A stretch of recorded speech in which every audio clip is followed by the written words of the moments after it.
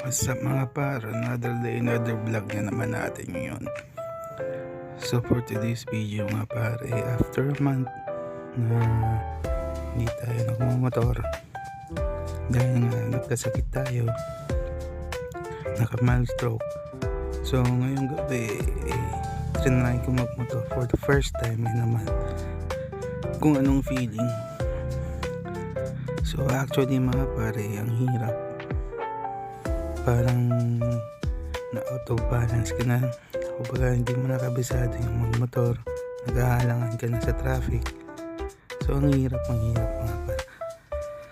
So sa video na to mga pare, tinatry ko na maging conscious sa lahat ng nasa paligid ko kasi nag-out of balance nga, and hindi pa tayo total